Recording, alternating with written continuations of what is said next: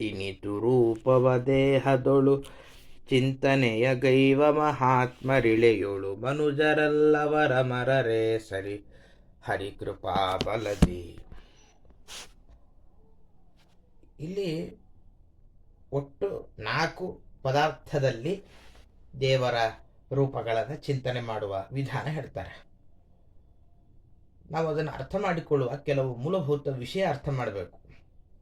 ಈ ಜಗತ್ತಿನ ನಿರ್ಮಾಣಕ್ಕೆ ಬೇಕಾದ ಒಂದು ವಸ್ತುಗಳಲ್ಲಿ ಒಂದು ಮನೆ ಕಟ್ಟಲಿಕ್ಕೆ ಸಿಮೆಂಟ್ ಬೇಕು, ಮಣ್ಣು ಬೇಕು, ಬೇಸಿಕ್ ಪಿಲ್ಲರ್ ಹಾಕಿರ್ತಾರೆ.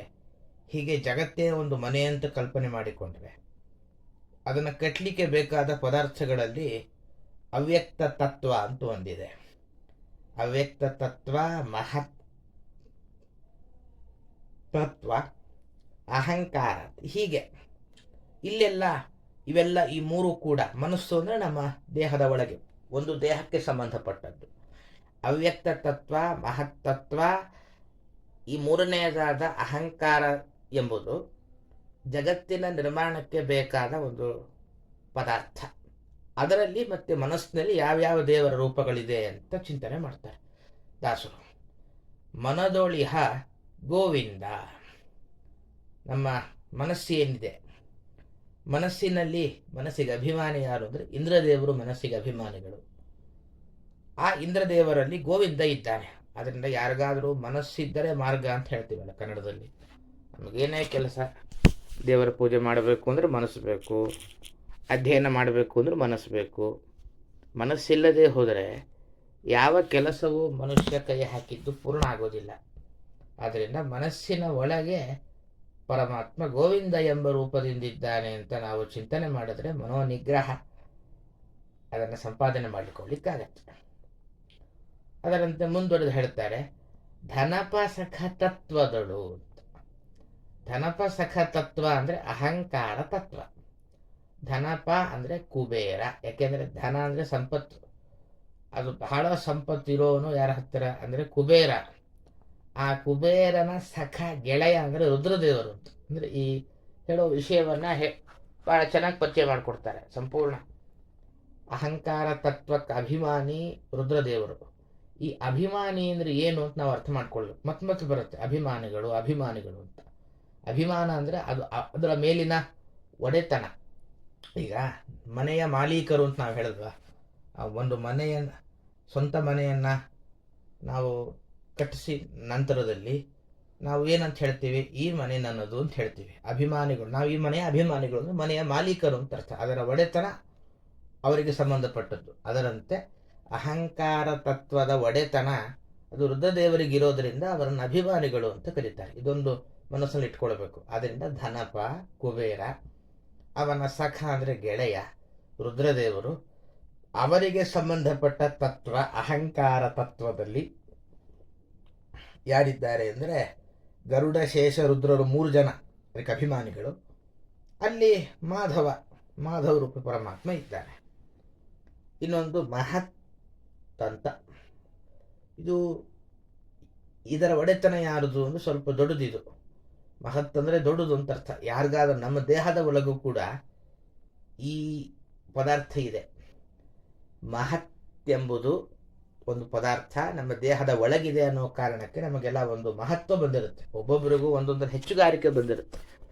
ಹೆಚ್ಚುಗಾರಿಕೆ ಹೇಗೆ ಬಂತು ಅಂದರೆ ಆ ಹೆಚ್ಚುಗಾರಿಕೆ ತಂದು ಕೊಡುವ ಮಹತ್ತತ್ವ ನಮ್ಮೊಳಗಿದೆ ಅಂತ. ಇಲ್ಲಿ ಯಾರಿದ್ದಾರೆ ಅಂದರೆ ನಾರಾಯಣ, ಸ್ವಯಂ ನಾರಾಯಣ ಇದ್ದಾನೆ. ಅವ್ಯಕ್ತದೊಳು, ಅವ್ಯಕ್ತ ಅಂದರೆ ಪ್ರಕೃತಿ ತತ್ವ. ಈ ಪ್ರಕೃತಿ ತತ್ವದಲ್ಲಿ ಯಾರಿದ್ದಾರೆ ಅಂದರೆ ಕೇಶವ ಇದ್ದಾನೆ.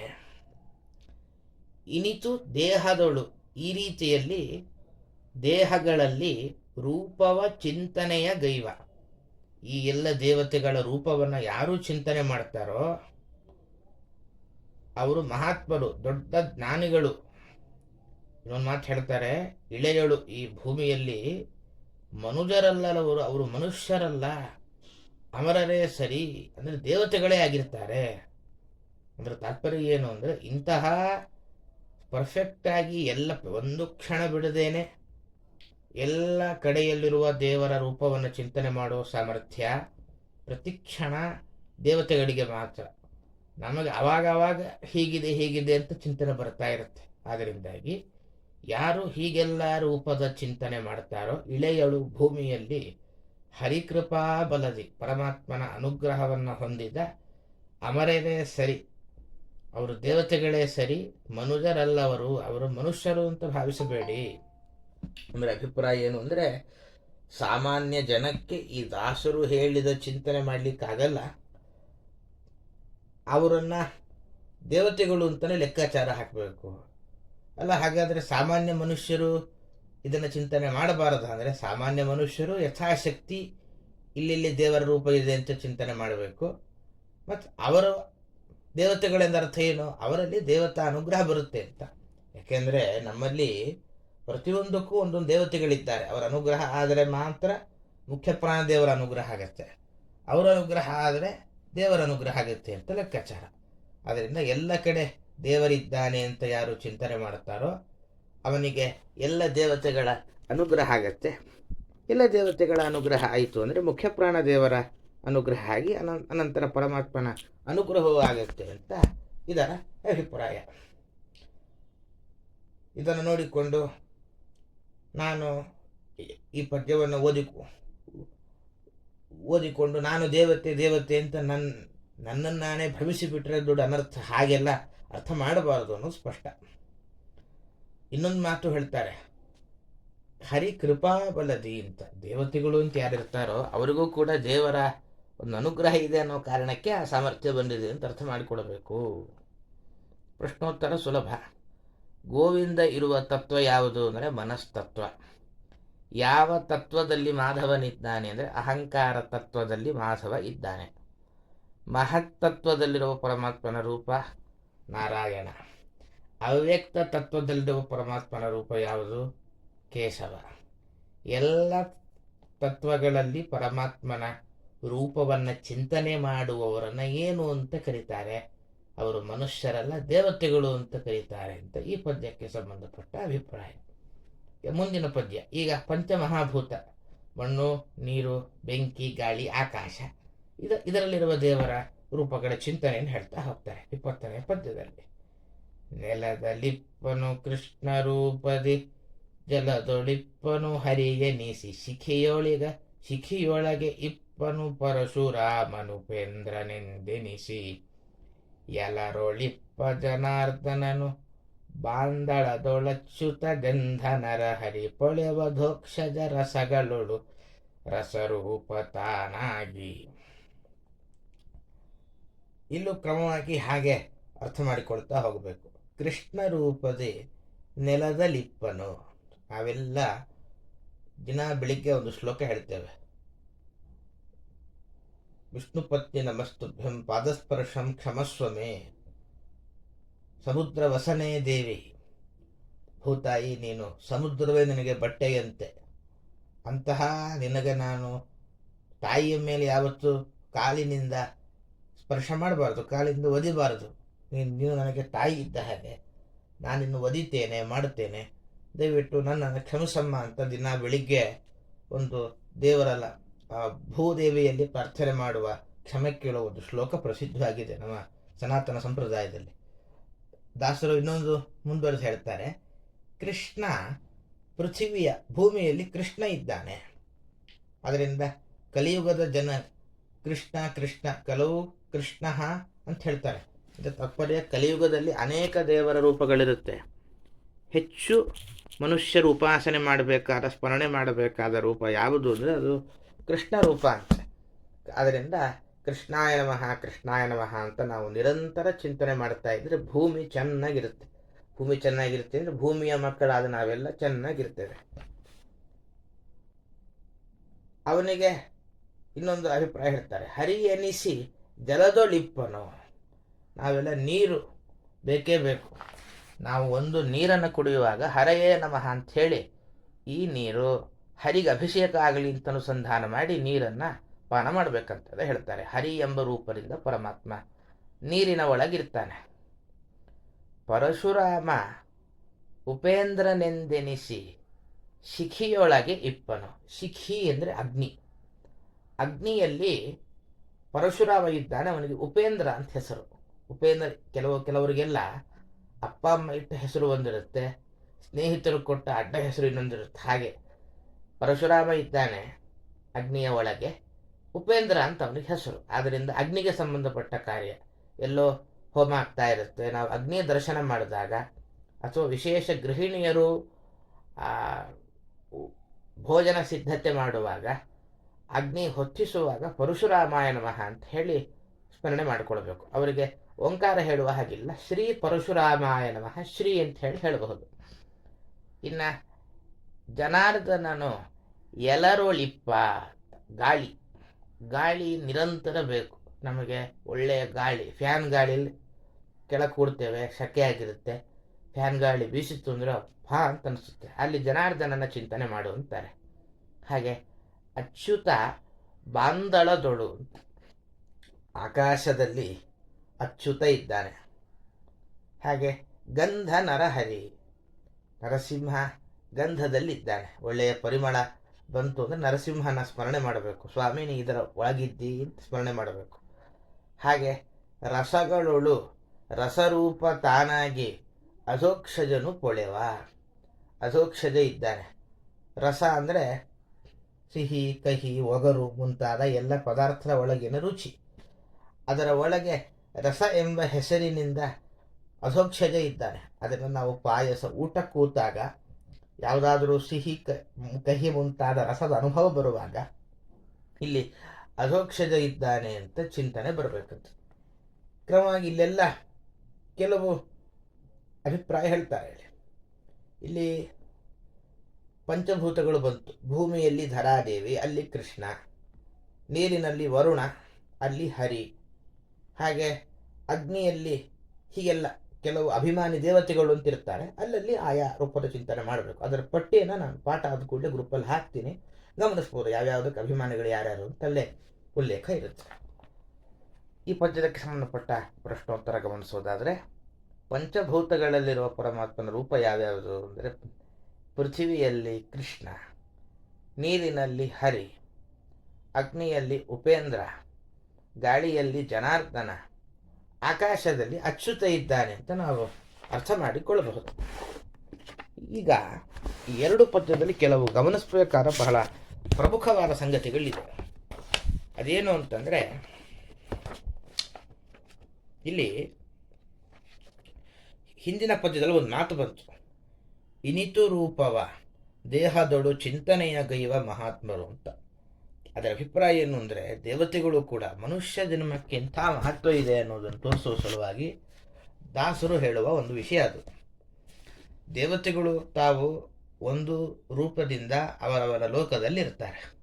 ಈಗ ಇಂದ್ರದೇವರು ಸ್ವರ್ಗದಲ್ಲಿ ಒಂದು ರೂಪದಿಂದಿದ್ದು ವಿಶೇಷ ಸಾಧನೆ ಮಾಡ್ತಾರೆ. ಶ್ರೇಯಸಿ ಕೇನ ತೃಪ್ಯತೆ, ಒಳ್ಳೆಯ ಕೆಲಸ ಎಷ್ಟು ಮಾಡಿದರೂ ಕೂಡ ಸಜ್ಜನರಿಗೆ ತೃಪ್ತಿ ಆಗೋದಿಲ್ಲ ಅಂತೆ. ದೇವತೆಗಳಿಗೆ, ಆ ಇಂದ್ರದೇವರಿಗೆ ಖುಷಿ ಆಗಲಿಲ್ಲ ಅಂತೆ. ಇನ್ನೂ ಹೆಚ್ಚು ಸಾಧನೆ ಮಾಡಬೇಕು ಅಂತ ಹೇಳಿ ಮನುಷ್ಯರಾಗಿ ಅವತಾರ ಮಾಡಿ ಮನುಷ್ಯ ರೂಪದಿಂದ ಬಂದು ಅವರು ಸಾಧನೆ ಮಾಡ್ತಾರೆ. ದಾಸರದೇ ಹೇಳಿದ್ದು. ನನ್ನ ತಾತ್ಪರ್ಯ ಏನು, ದೇವತೆಗಳೇ ದೇವಲೋಕದಲ್ಲಿ ಸಾಧನೆ ಮಾಡಿ ಇನ್ನೂ ಹೆಚ್ಚಿನ ಸಾಧನೆ ಮಾಡಬೇಕು ಅಂತ ಹೇಳಿ ಕಲಿಯುಗದಲ್ಲೇ ಮನುಷ್ಯರಾಗಿ ಜನ್ಮ ತಾಳ್ತಾರೆ. ದೇವರು ಕೈಕಾಲಿರುವ ಈ ಜನ್ಮ ಕೊಟ್ಟಾಗ ದೇವರ ಚಿಂತನೆ ಯಥಾಶಕ್ತಿ ಎಷ್ಟಾಗುತ್ತೋ ಅಷ್ಟು ಭಕ್ತಿಯಿಂದ ಮಾಡು ಅಂತ ಅಪರೂಪದ ಸಂದೇಶಕ್ಕೂ ನಾವು ಇಲ್ಲಿ ಗಮನಿಸಬಹುದು. ಮತ್ತೆ 20ನೇ ಪದ್ಯದಲ್ಲಾಗುವಾಗ ಇನ್ನೊಂದು ವಿಷಯ ಬಂತು. ಅಗ್ನಿಯೊಳಗೆ ಪರಶುರಾಮ ಇದ್ದಾನೆ, ಅವನಿಗೆ ಉಪೇಂದ್ರ ಅಂತ ಹೆಸರು ಅಂತ. ಅದು ಎರಡು ಭಾಗ ಮಾಡಿಕೊಳ್ಬೇಕು. ದೇಹದ ಒಳಗು, ಹೊಟ್ಟೆ ಒಳಗೊಂದು ಅಗ್ನಿ ಇದೆ, ಜಾಠರಾಗ್ನಿ ಅಂತ, ನಮ್ಮನ್ನು ಜೀರ್ಣ ಮಾಡಿಸುತ್ತಲ್ವ ಆಹಾರ ಪದಾರ್ಥವನ್ನು, ಅದು. ಅಲ್ಲಿ ಉಪೇಂದ್ರ ಇದ್ದಾನೆ. ಹೊರಗಿನ ಅಗ್ನಿಯಲ್ಲಿ ಪರಶುರಾಮ ಇದ್ದಾನೆ ಅಂತ ಒಂದು ಅಭಿಪ್ರಾಯ. ಅಥವಾ ಎಲ್ಲ ಅಗ್ನಿಗಳಲ್ಲೂ ಪರಶುರಾಮನೇ ಇದ್ದಾನೆ, ಆ ಪರಶುರಾಮನಿಗೆ ಉಪೇಂದ್ರ ಅಂತ ಹೆಸರು ಅಂತ ಒಂದು ಅಭಿಪ್ರಾಯ. ಅಥವಾ ಇನ್ನೊಂದು ಥರನೂ ಹೇಳ್ತಾರೆ, ಹೊರಗಿನ ಎಲ್ಲ ಅಗ್ನಿಗಳಲ್ಲಿ ಇರೋ ರೂಪ ಪರಶುರಾಮ, ಒಳಗಿನ ಅಗ್ನಿಯಲ್ಲಿರುವ ರೂಪ ಉಪೇಂದ್ರ ಅಂತ ಹೀಗೂ ಹೇಳ್ತಾರೆ. ಇದು ಗಮನಿಸಬೇಕಾದ ಅಂಶ. ಈಗ ಮುಂದಿನ ಪದ್ಯಕ್ಕೆ ಹೋಗೋಣ. ಇಲ್ಲಿ ಇಂದ್ರಿಯಗಳಿಗೆ ಸಂಬಂಧಪಟ್ಟ ಅಂಶಗಳು ಬರುತ್ತೆ. 21ನೇ ಪದ್ಯ. ರೂಪ ಪುರುಷೋತ್ತಮನು ಸ್ಪರ್ಶ ಪ್ರಾಪಕನು ಅನಿರುದ್ಧ ಶಬ್ದದಿ ವ್ಯಾಪಿಸಿಹ ಪ್ರದ್ಯುಮ್ನುಪಸ್ಥದಿ ವಾಸುದೇವನಿಹ ತಾಪೊಳೆವ ಪಾಯುಸ್ಥನಾಗಿ ಜಯಾಪತಿಯು ಸಂಕರ್ಷಣನು ಸುಸ್ಥಾಪಕನೆನಿಸಿ ಪಾದದೊಳು ದಾಮೋದರನು ಪೊಳೆವ. ಇಲ್ಲೆಲ್ಲ ಕಡೆ ಈ ಶಬ್ದವೇ ಬಂದಿದೆ. 20ನೇ ಪದ್ಯದಲ್ಲೂ ಕೊನೆಯ ಸಾಲಿನಲ್ಲಿ ಗಮನಿಸಿದ್ರೆ ಗಂಧ ನರಹರಿ ಅಧೋಕ್ಷಜ ಅಂತ ಬಂತು. ಅಷ್ಟೇ ಇನ್ನೊಂದು ಮಾತು ಹೇಳಿದ್ರು, ಅಧೋಕ್ಷಜ ಹೇಗಿದ್ದಾನೆ ಅಂದರೆ ಅವನು ಪೊಳೆವ ಅಂದರು. ತಾತ್ಪರ್ಯ ಏನು ಅಂದರೆ, ಪೊಳೆವ ಅಂದರೆ ದೇವರ ಎಲ್ಲ ರೂಪಗಳು ಹೊಳಿತಾ ಇರುತ್ತೆ, ಪ್ರಕಾಶವ ಸೂರ್ಯನಂತೆ ಪ್ರಕಾಶಮಾನವಾಗಿದ್ದಾನೆ ಅಂತ ಹೇಳಿ ನಾವು ಅರ್ಥ ಮಾಡಿಕೊಳ್ಬೇಕು. ರೂಪ ಪುರುಷೋತ್ತಮನು, ಬಣ್ಣ ಇದೆ, ಪ್ರತಿ ಪದಾರ್ಥದಲ್ಲೂ ಬಣ್ಣವೇ ಇಲ್ಲದ ಅಂತಾಗಿದ್ದರೆ ಕಣ್ಣು ಕುರುಡಾಗಿಬಿಡ್ತಿತ್ತು. ದೇವರು ಅನೇಕ ಬಣ್ಣ ಇರುವ ಅನೇಕ ಪದಾರ್ಥವನ್ನು ಸೃಷ್ಟಿ ಮಾಡಿದ್ದಾನೆ ಅನ್ನೋ ಕಾರಣಕ್ಕೆ ನಮ್ಮ ಕಣ್ಣು ಸರಿಯಾಗಿದೆ. ಒಂದು ವೇಳೆ ಬರೀ ಕಪ್ಪನ್ನೇ ಗಮನಿಸೋದು, ಬಿಳಿ ಬಣ್ಣವನ್ನೇ ಗಮನಿಸೋದು ಅಂದರೆ ಕಣ್ಣಿಗೆ ಅದು ಅಷ್ಟು ಸಹಕಾರಿಯಲ್ಲ. ಅದರಿಂದ ರೂಪ ಪುರುಷೋತ್ತಮನು, ಎಲ್ಲ ಬಣ್ಣಗಳಲ್ಲಿ ರೂಪದಲ್ಲಿ ಪರಮಾತ್ಮ ಪುರುಷೋತ್ತಮ ಅನ್ನೋ ರೂಪದಿಂದಿದ್ದಾನೆ. ಸ್ಪರ್ಶ ಪ್ರಾಪಕನು ಅನಿರುದ್ಧ, ನಮಗೆಲ್ಲ ಸ್ಪರ್ಶದ ಅನುಭವ ಆಗತ್ತೆ. ಅದರ ಜ್ಞಾನ ಮಾಡಿಸೋದು ಯಾರು ಅಂದರೆ ಸ್ಪರ್ಶದ ಒಳಗಿದ್ದು ಅನಿರುದ್ಧ ಅದರ ಜ್ಞಾನ ನಮಗುಂಟಾಗುವಂತೆ ಮಾಡ್ತಾನೆ. ಶಬ್ದದಿ ಪ್ರದ್ಯುಮ್ನ ವ್ಯಾಪಿಸಿಹ, ಶಬ್ದ ಕೇಳುತ್ತದೆ, ಎಷ್ಟೋ ಶಬ್ದ, ಪಕ್ಷಿ ಶಬ್ದ, ಈ ಪಾಠದ ಶಬ್ದ, ಎಲ್ಲ ಶಬ್ದ ಕೇಳುತ್ತೆ. ಶಬ್ದದಲ್ಲಿ ಯಾರಿದ್ದಾರೆ ಅಂದರೆ ಪ್ರದ್ಯುಮ್ನ ಇದ್ದಾನಂತೆ. ಉಪಸ್ಥದಿ ವಾಸುದೇವ ನಿಹ, ಗುಹೇಂದ್ರಿಯದಲ್ಲಿ ವಾಸುದೇವ ಇದ್ದಾನೆ.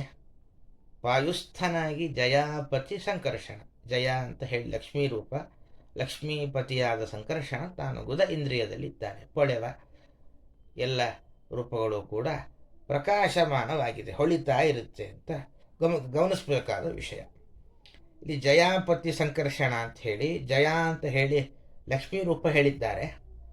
ಇದನ್ನು ಏನು ಇಟ್ಕೊಳ್ಬೇಕು ಅಂದರೆ ಎಲ್ಲ ಕಡೆ ಲಕ್ಷ್ಮೀ ರೂಪಗಳನ್ನು ಇಟ್ಕೊಳ್ತಾ ಹೋಗ್ಬೇಕು. ಅದ್ರ ಹೆಸರು ಹೇಳಿಲ್ಲ. ಸ್ಪರ್ಶದಲ್ಲಿ ಅನಿರುದ್ಧ ಅಂತಂದರು, ಹೀಗೆಲ್ಲ ಸ್ಪರ್ಶದಲ್ಲೂ ಲಕ್ಷ್ಮೀ ಸಹಿತನಾದ ಅನಿರುದ್ಧ. ಎಲ್ಲಿ ರೂಪರ ಹೆಸರು ಹೇಳ್ತಾರೋ ಅಲ್ಲಿ ಲಕ್ಷ್ಮೀ ರೂಪ ಇಟ್ಕೊಳ್ಬೇಕು. ರೂಪರ ಹೆಸರು ಹೇಳಲಿಲ್ಲ ಅಂದರೆ ಲಕ್ಷ್ಮೀ ಸಹಿತನಾದ ದೇವರಿದ್ದಾರೆ ಅಂತಲೇ ಚಿಂತನೆ ಮಾಡಬೇಕು. ಯಾಕೆಂದರೆ ಲಕ್ಷ್ಮಿಯನ್ನು ದೇವರನ್ನು ಪ್ರತ್ಯೇಕ ನಾವು ಚಿಂತನೆ ಮಾಡಬಾರದು ಅಂತ ಅಭಿಪ್ರಾಯ. ಮತ್ತೆ ಮುಂದುವರೆದು ಹೇಳ್ತಾರೆ, ಪಾದದೊಳು ದಾಮೋದರ. ಯಾಕೆಂದರೆ ನಮ್ಮ ಕಾಲು ಬಹಳ ಮುಖ್ಯ. ಕಾಲುಗಳ ಇಲ್ಲದೆ ಹೋದರೆ ಮನುಷ್ಯನಿಗೆ ಯಾವ ಕೆಲಸವೂ ಆಗೋದಿಲ್ಲ. ಆದ್ದರಿಂದ ಪಾದದೊಳು ದಾಮೋದರನು ಸುಸ್ಥಾಪಕನೆನಿಸಿ, ಕಾಲಿನಲ್ಲಿ ಗಟ್ಟಿಯಾಗಿ ನಿಲ್ಲುವ ಶಕ್ತಿ ಉಂಟಲ್ವ, ಆ ಗಟ್ಟಿಯಾಗಿ ನಿಲ್ಲುವ ಶಕ್ತಿಯನ್ನು ಕೊಡ್ತಾನೆ ದಾಮೋದರ. ಅದರಿಂದ ನಾವು ಕಾಲಿಗೆ ಸಂಬಂಧಪಟ್ಟ ಆರೋಗ್ಯ ಚೆನ್ನಾಗಿರಬೇಕು ಅಂದರೆ ದಾಮೋದರನ ಸ್ಮರಣೆ ಮಾಡ್ತಾ ಇರಬೇಕು. ಪೊಳೆವ, ತಾತ್ಪರ್ಯ ಏನು, ನಮ್ಮ ಒಳಗೆ ತತ್ವಾಭಿಮಾನಿ ದೇವತೆಗಳು ಅಂತಿದ್ದಾರೆ. ಅವರಿಗೆಲ್ಲವೂ ಈ ಪ್ರಸಂಗದಲ್ಲಿ ಕಣ್ಣಿನಿಂದ ಬಣ್ಣ ನೋಡುವಾಗ ಬಣ್ಣದ ಒಳಗಿನ ಪುರುಷೋತ್ತಮ ಅನ್ನೋ ರೂಪದ ದರ್ಶನ ಆಗತ್ತಂತ. ಕಣ್ಣಿಗೆ ಅಭಿಮಾನಿಯಾದ ಸೂರ್ಯನಿಗೆ, ಅವನಿಗದು ಹೇಗೆ ಕಾಣುತ್ತೆ, ರೂಪ ಹೊಳಿತಾ ಇರುತ್ತಂತ. ಅದನ್ನು ಹೇಳಿದ್ರು, ಹೊಳೆವಾಗ ನಮಗೆ ಕಣ್ಣಿಗೆ ಕಾಣೋದಿಲ್ಲ, ಆದರೆ ಆಯಾ ಅಭಿಮಾನಿ ದೇವತೆಗಳಿಗಾಗುವಾಗ ಆಯಾ ಪದಾರ್ಥದ ಒಳಗಿನ ರೂಪದ ದರ್ಶನ ಆಗುತ್ತೆ, ಅದು ಹೊಳಿತಾ ಇರುತ್ತೆ ಅಂತ ಹೀಗೆ ಅರ್ಥ ಮಾಡಿಕೊಳ್ಬೇಕು. ಇಲ್ಲಿ ಇನ್ನೊಂದು ಅಂಶವನ್ನು ಹೇಳ್ತಾರೆ ವ್ಯಾಖ್ಯಾನದಲ್ಲಿ. ಏನು ಅಂದರೆ, ದೇವತೆಗಳಲ್ಲಿ ಇಂತಹ ಪೂಜೆ ಮಾಡ್ತಾರೆ ಅಂದರೆ, ಉದಾಹರಣೆ ಕಣ್ಣಿನಿಂದ ನಾವು ಪುಸ್ತಕ ನೋಡ್ತಾ ಇದ್ದೇವೆ, ಆ ಪುಸ್ತಕದಲ್ಲಿ ನಮಗೆ ಬಣ್ಣ ಕಾಣ್ತಾ ಉಂಟು, ಬಿಳಿ ಬಣ್ಣ, ಯಾವುದೋ ಒಂದು ಬಿಳಿ ಬಣ್ಣ ಅಂತ ಅಂದ್ಕೊಳ್ಳೋಣ, ಬಿಳಿ ಬಣ್ಣ ಕಾಣ್ತಾ ಉಂಟು. ಎಷ್ಟೆಷ್ಟು ಪ್ರಕ್ರಿಯೆಗಳಾಗುತ್ತೆ ಅಂದರೆ, ಕಣ್ಣಿಗೆ ಅಭಿಮಾನಿ ಸೂರ್ಯ ಆಕಾಶದಲ್ಲೂ ಇದ್ದು ತನ್ನ ಬೆಳಕಿನ ಮೂಲಕ ಎಲ್ಲ ಪದಾರ್ಥದ ಜ್ಞಾನ ಬರುವಂತೆ ಮಾಡ್ತಾನೆ. ಕಣ್ಣಿಗೆ ಅಭಿಮಾನಿಯಾಗಿದ್ದು ಎಲ್ಲ ವಸ್ತುಗಳನ್ನು ತೋರಿಸಿ, ಸ್ವಾಮಿ ಏನು ಕೆಲಸ ಮಾಡಿಸಿದ್ದೇನೆ, ಇದು ನಿನ್ನ ಪೂಜೆಯಾಗಲಿ ಅಂತ ಹೇಳಿ ಆ ಕಣ್ಣಿಗೆ ಅಭಿಮಾನಿಯಾದ ದೇವತೆಗೆ ಅರ್ಪಣೆ ಮಾಡ್ತಾನೆ ಸೂರ್ಯ. ಆದ್ದರಿಂದ ಈ ಎಲ್ಲ ಅಭಿಮಾನಿ ದೇವತೆಗಳ ಪರಮಾತ್ಮನ ರೂಪಗಳ ಪೂಜೆಯನ್ನು ಮಾಡ್ತಿರ್ತಾರಲ್ಲ ಅಭಿಮಾನಿ ದೇವತೆಗಳು, ನಾವು ಅದನ್ನು ಕೂಡ ಗಮನದಲ್ಲಿ ಇಟ್ಕೊಳ್ಬೇಕು. ಇದು ಈ ಪದ್ಯಗಳಿಗೆ ಸಂಬಂಧಪಟ್ಟ ಅಭಿಪ್ರಾಯ. ಪ್ರಶ್ನೋತ್ತರ. ರೂಪ ಸ್ಪರ್ಶ ಶಬ್ದಗಳಲ್ಲಿರುವ ಪರಮಾತ್ಮನ ರೂಪ ಯಾವುದು? ರೂಪದಲ್ಲಿ ಪುರುಷೋತ್ತಮ, ಸ್ಪರ್ಶದಲ್ಲಿ ಅನಿರುದ್ಧ, ಶಬ್ದದಲ್ಲಿ ಪ್ರದ್ಯುಮ್ನ. ವಾಸುದೇವ ಇರುವ ಇಂದ್ರಿಯ ಯಾವುದು ಅಂದರೆ ಉಪಸ್ಥ, ಸಂಕರ್ಷಣ ಇರುವ ಇಂದ್ರಿಯ ಪಾಯು, ಕಾಲಿನಲ್ಲಿ ದಾಮೋದರ ಇದ್ದಾನೆ ಅಂತ. ಇಷ್ಟು ಈ 3 ಪದ್ಯಗಳಿಗೆ ಸಂಬಂಧಪಟ್ಟ ಅಭಿಪ್ರಾಯ. ಇಲ್ಲಿಗೆ ಪಾಠ ಮುಗಿತು. ನಾಳೆ ಯಥಾ ಪ್ರಕಾರ ಶನಿವಾರ ಭಾನುವಾರ ಪಾಠ ಇರೋದಿಲ್ಲ. ಮತ್ತೆ ಸೋಮವಾರದಂದು ಮುಂದಿನ ಪದ್ಯಗಳ ಅಭಿಪ್ರಾಯವನ್ನು ಗಮನಿಸೋಣ ಅಂತ ಹೇಳುತ್ತಾ ಇಂದಿನ ಒಂದು ಚಿಂತನೆಯನ್ನು ಪರಮಾತ್ಮನ ಪಾದಕರ್ಪಣೆ ಮಾಡೋಣ. ಅನೇನ ಭಾವಿಯತ್ ಪುಣ್ಯಂ ತದಾಪ್ನೋತು ಗುರುರ್ಮಮ. ಶ್ರೀಕೃಷ್ಣಾರ್ಪಣಮಸ್ತು. ಮಧ್ಯೇಶಾರ್ಪಣಮಸ್ತು. ಹರಯೇ ನಮಃ.